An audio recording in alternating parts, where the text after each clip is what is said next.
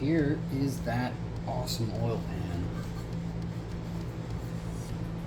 I do have a new gasket to go on. Oh yeah.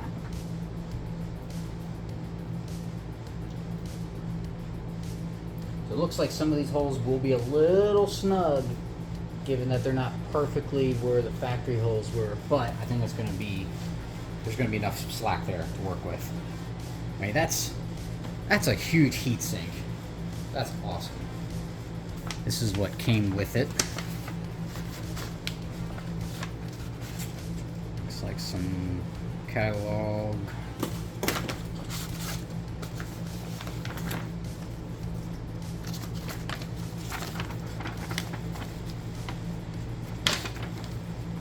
Installation instructions. If you do the test fit of the pan and it doesn't, and the holes don't align, there may be some casting on this corner of the valve body that protrudes, causing an interference. I don't think I have an issue with mine. Everything seems to be aligned well enough. So it looks like it's 5mm socket head hardware. The instructions said 6 to 8 foot-pounds for the perimeter bolts. The fill plug to check the level is actually an MPT, so they said in the manual to put Teflon tape around that when it comes time to put that plug in for good. And then the stock magnets in the stock steel pan won't be used because the new drain, helps if I show you, the new drain plug has a magnet built into it. So this seems like a pretty nice kit. It's all stainless steel hardware, which is kind of concerning given the stainless steel dowel pins and the galling that happened with the bell housing. So I think, as much as I hate it, I'm going to put anti-seize on every threaded surface on this vehicle from now on. This is, I mean, I don't want to go through this kind of shit again, so anytime a bolt comes out, I'm going to turn into the Tin Man. So this is awesome, but I'm not going to install this pan until it's back in the truck. And there's two reasons. One, I don't want to have the potential to damage any of these fins with my transmission jack. That it's a Harbor Freight transmission jack, so it's, it is what it is. And then two, this additional height will make it impossible to get this transmission back under the truck. With the stock pan, it just barely fit with the runner, with the step board on the side of the truck, even with the little ramps up front. So to do the installation, I'm going to slap the steel pan back on, get this thing back in, and then swap this out as a final step. But there's a couple little things left to do on here before we can make moves to get it back underneath the truck. Alrighty, so this harness bulkhead connector, I'm going to get a little bit of fluid and lube up that O-ring, make this a little bit easier.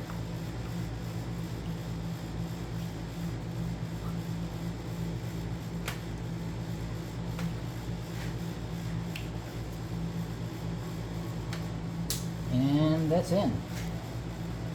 Hell yeah.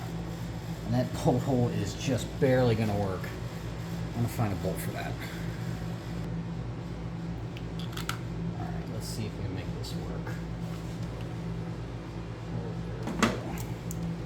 It is going to be tight.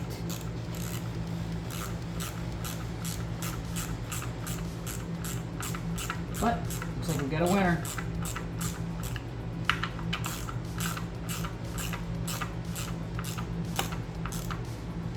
Alright. Now that I know that fits, time for anti-seize. So after this, the output shaft seal looked like the drive shaft looked like it was wet. So I ordered a new output shaft seal. They're pretty easy to pop out. I'll show that. Alright, so this is the seal puller that I typically use for these type of seals. I'm going to get in there and hook. But before I pull it out, I want to reference how deep the seal is in there, because I always forget to look at that before I take it apart. And it looks like about an 1/8 inch below the surface, maybe a little bit more.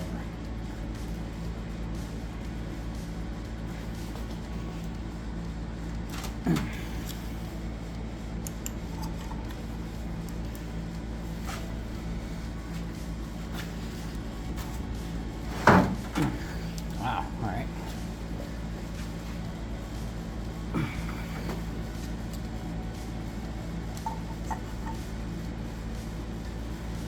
Make sure I'm getting the seal and not the housing. Yep. I think I was hooked on the housing. Just want to work your way around. Sometimes these things just pop right out. Other times they're a little stiff. Again, making sure getting on the seal.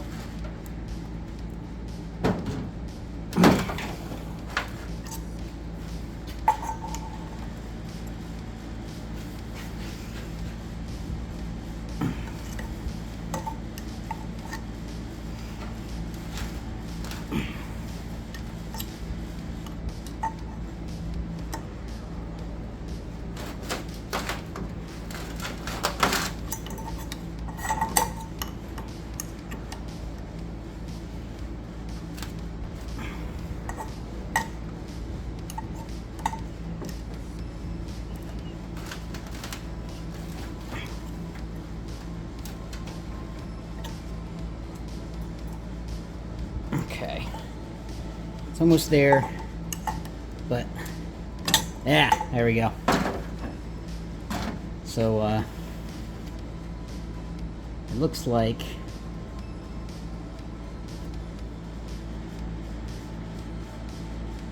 basically bottoming out the seal. Is that thick? Yeah, so we would just send the new seal in until it hits its seat.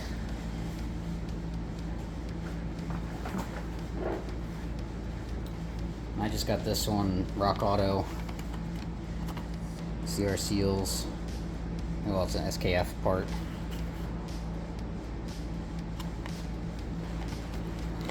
Do a quick sanity check. Looks correct.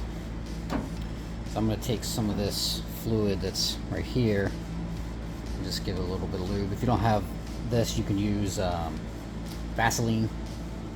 That's great for installation of anything mechanical, really, engine related. Alright, so in this case I've got two options. Coupler A, which is really close to the outer diameter. So, but it does fit and it's clear. So that'll give a really good face contact on the outside. And then the second one here is actually for 1UZ cam seals. Same principle. That one fits too. So I grabbed this one just in case that one was too big, but it looks like this is the winner. Like I said, I'm gonna get it propped in there. You want it as square. You want to put it in as square as possible. Otherwise, you run the risk of it kinking, and then it'll actually start tearing the gaskets or the sealing surfaces. And either it'll leak or it'll just deform. I mean, it'll leak regardless, but it'll deform itself, or it won't look deformed, and you'll have like a strip of rubber that comes out, but there's still a good chance it'll leak. So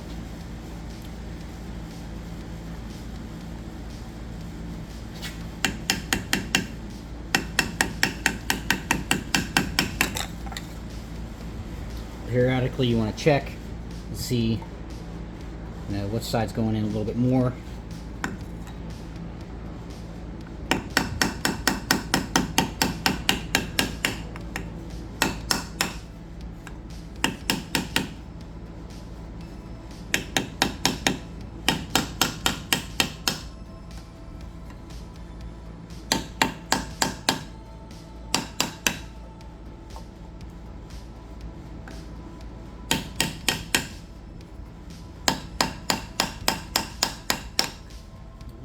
seal has a really good fit to this housing, so I'm going pretty aggressive on the hits. Sometimes like cam seals, you don't have to go that aggressive, and they'll go right in.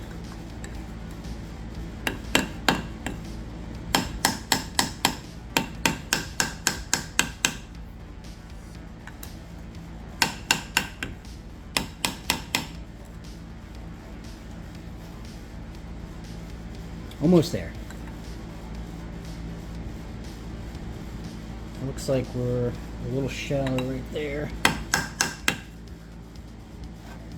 That feels about right.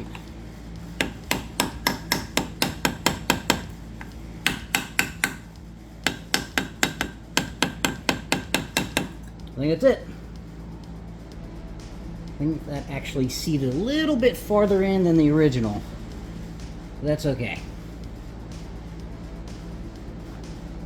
Cool. On to the next. So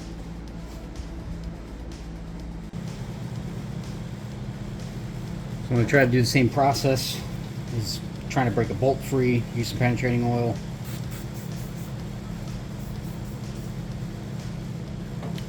And then give her some heat.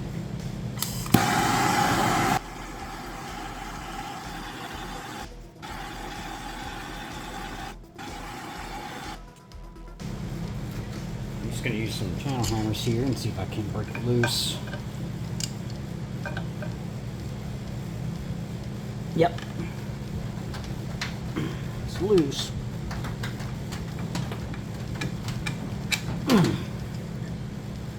It is moving a little bit.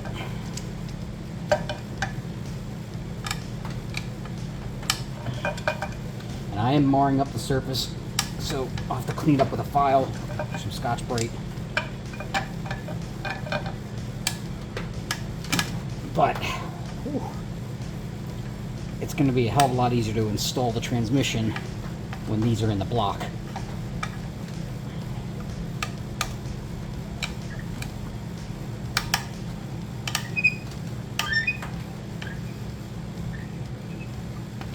Oh yeah, that was stuck.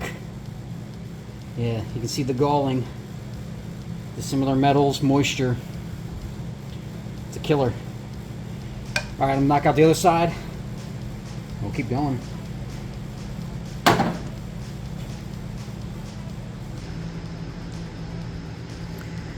So I got the dowel pins filed down to clean up all the marring from taking them out.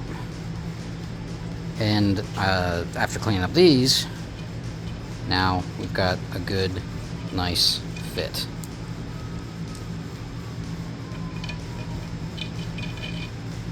So I'm going to go ahead and tap these back into the block. Hopefully they stay. If not, then a little bit of Loctite and we're good to go.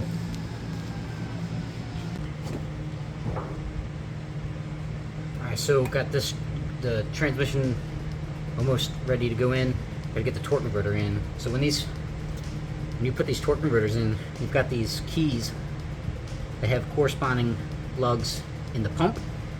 And that's part of the engagement with all the various components here, as well as the splines.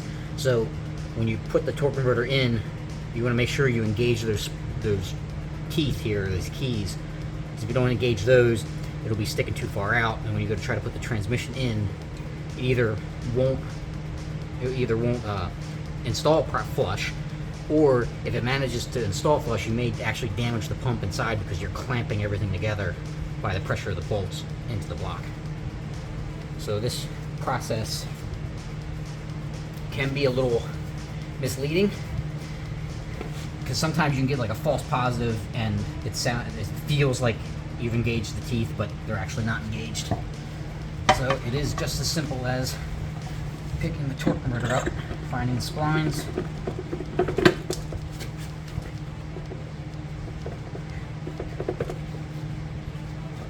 you have to give it, you have to jiggle while you spin, otherwise you're just going to turn the pump and the keys won't engage.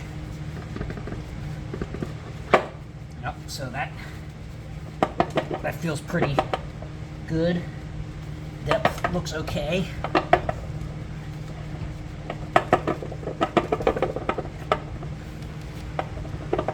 Okay, I think that's it. Cool. I'm gonna slide this thing under, and I've got these bars on here, so I have to slide it just low enough. I can get the bump for the starter through, and then she goes. Then I'll have to figure out how to get this up onto the transmission jack by myself. And if I can't, I'll have to wait till help comes. Alright, so I got my floor jack under the front, under the bell housing. Plan is to lift this guy up to probably about here, give or take. Enough that it doesn't slide off, but enough that I can then get on behind from the back with another floor jack and lift it up, and then slide the transmission jack in from the side and then sit it back down.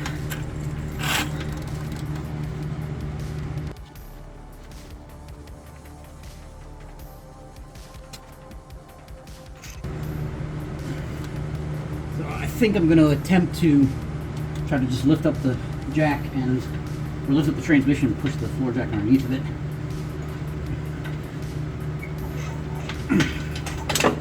Oh. Okay.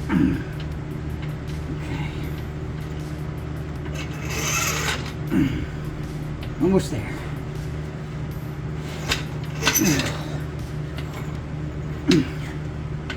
Okay. Awesome. I got the rear mount on this jack.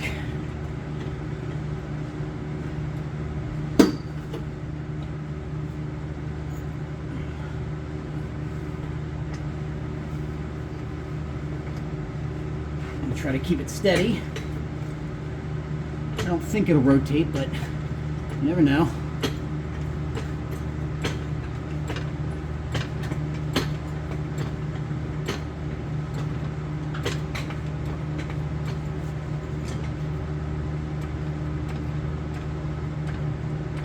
Looks like the front's got to come up more.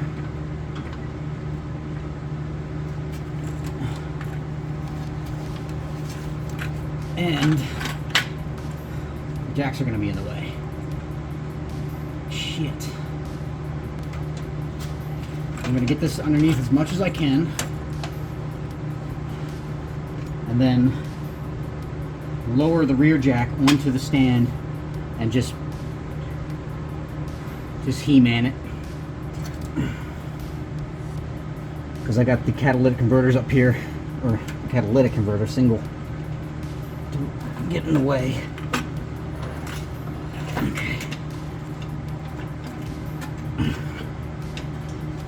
Okay.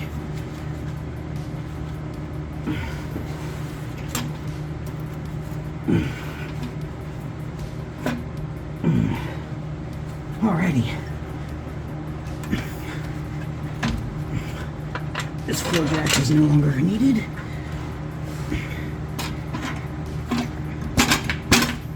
Perfect. Alright. Now I'm going to continue to lower in the rear.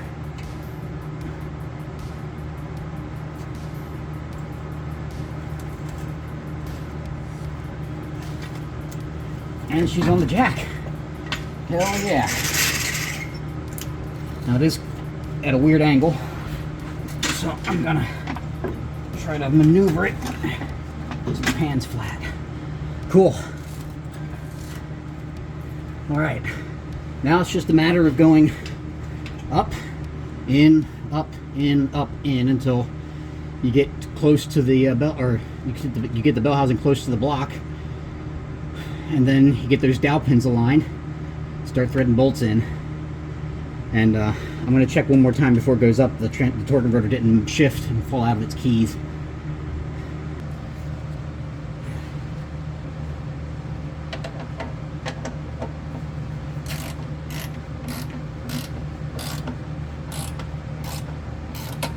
Alright, that's primed and ready.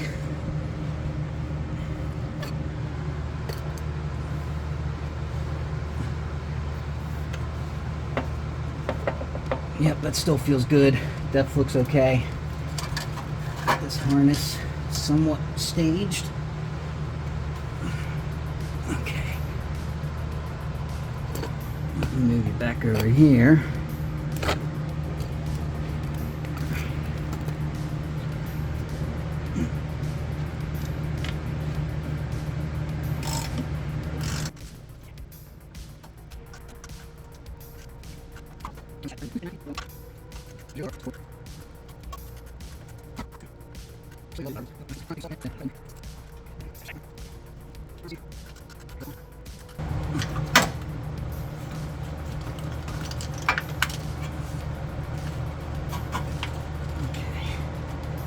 Check on the other side.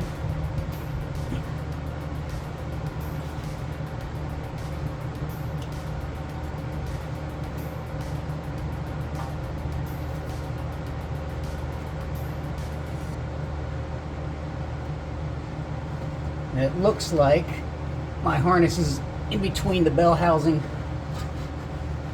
and the block. I'm going to pull that out. Okay, now it's clear.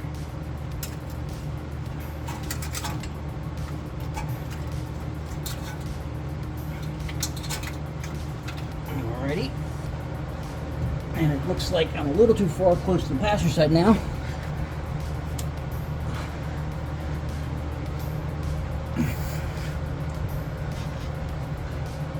But that might just be looks maybe be deceiving over there. It might be the transmission's not completely square with the holes in the block. So the block and the transmission, they're just slightly off axis.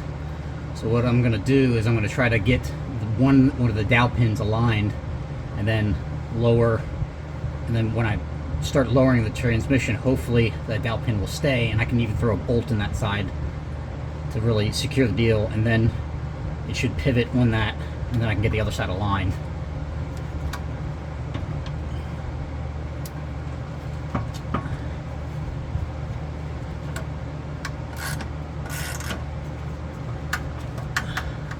Now there's three things trying to get aligned up there.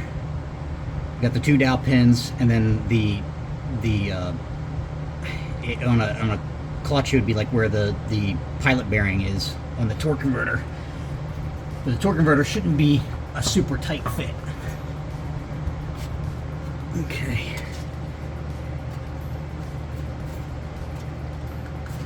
So I think I need to come towards me just slightly.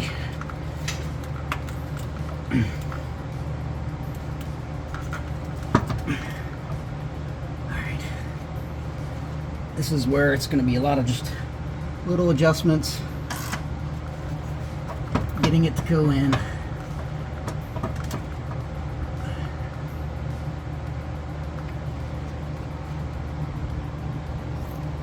I'm going to use a bell housing bolt to help guide my alignment. And it looks like I'm actually a little too high for this side. I need to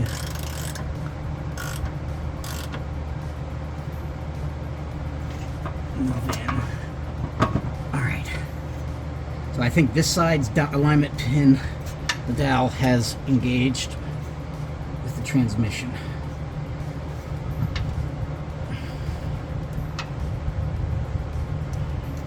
I'm going to try to go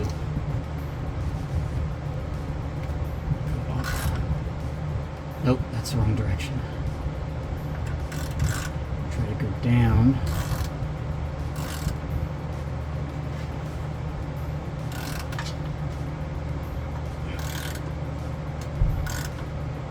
Okay. Now I can get a couple threads on this bolt and this one as well. I'm going to run those in a little bit more. And then hopefully the other side is just about aligned.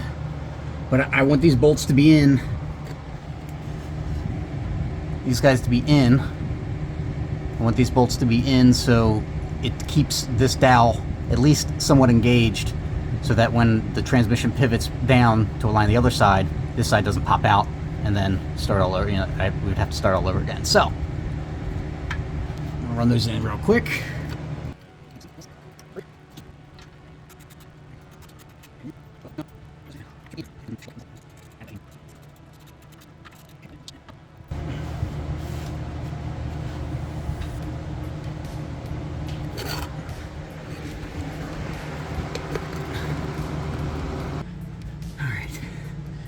This side needs to come down. And I think that's a winner. Hell yeah. Alright, so now the dowels are aligned, at least close. I want to put the two same bolts on this side and then try to bring the assembly together. And if I have any, if there's any, let's say, like compression or tension anywhere, then I'm going to start raising and lowering the transmission by the transmission jack, and then that should help get that perfect alignment where all the bolts will be flush and all the surfaces will match up.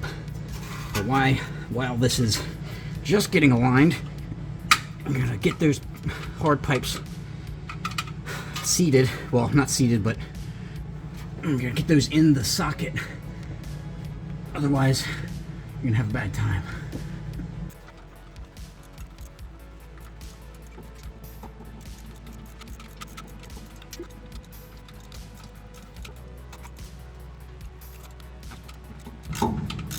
Okay.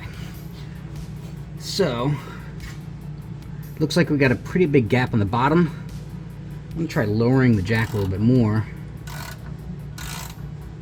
and see if we close that up and take some tension off this bolt, which we did. Okay, so that's what I was talking about. The transmission was too far, in that it was too far. The tail was too far up, putting tension on these bolts as they were getting threaded into the block. Come down a little bit more, and now it should be pretty neutral.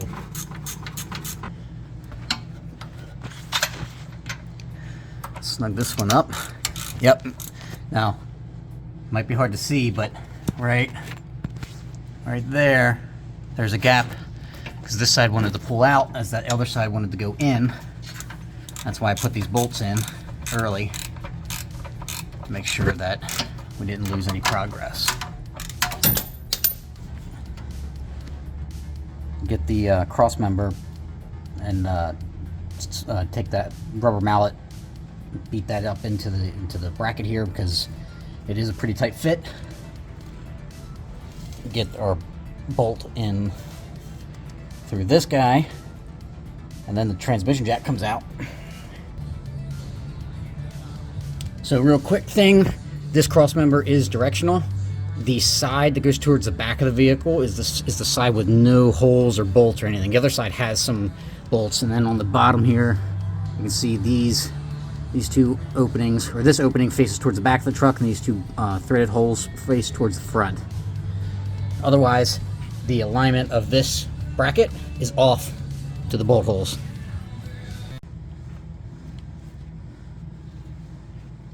Alright, so I don't know what the hell Toyota was doing when they designed this vehicle, but I mean, this crossmember it hardly fits. Like, these two bolts are maxed out towards the center of the vehicle. The other side the bolts barely fit, and I don't really remember how difficult they were to come out because I used the impact. So I didn't feel it with my hand, but when I tried to put those bolts in just by hand, they just wouldn't go. I was smacking this thing around with a hammer, trying to get it aligned. Big pain in the ass. It's almost like the crossmember, it's almost like the frame pulled apart. And I've just never had a Toyota product have such poor fitment on something like a crossmember. And then came to this guy. I mean, this thing was over an 1/8 inch off in alignment. The transmission's bolted flat to the engine. This cross members in the correct orientation, and this rubber mount was almost, almost a quarter inch. This side wasn't as bad as the other side. The other side was even worse. So this side was over an eighth. The other side was closer to 3/16 to a quarter. So I could not get the bolt in from this side. Would not go in from this side at all. As soon as you get to the other side, it's just too far out of alignment. So I came in from the other side, got the bolt pretty close, and then put a flathead screwdriver on the actual steel insert, the part that's part of the rubber bushing. And then I took my little hammer here and then smacked the bolt in while I was pushing in until it came through. Now, so there is tension on this, and I mean, it boggles my mind that this assembly would have so much tension on it. And I do remember this bolt being difficult to take apart, so I really think it was like that from the factory, and that's kind of a disappointing, because all the other Toyota products that I've had from the older stuff from the 80s have just been damn good. But I mean, don't get me wrong, I love my truck. This is a minor thing because it still fits together, but still, it's like quality piece. Yeah, this is kind of not quality. All right, so the cross member's in. I'm about to take the transmission jack out as soon as I get the nut and the anti-seize on this guy. Already got anti-seize on the cross member bolts. They definitely will need them. They were difficult to, like, the nuts had coating on them, so they were difficult coming off anyway, but they're very susceptible to corrosion. And then I'm going to start putting the harness back on the harness from the engine harness back on the transmission, all the speed sensors and everything, and then going to do drive shaft. It's just reverse disassembly, and then the final part will be the new oil pan.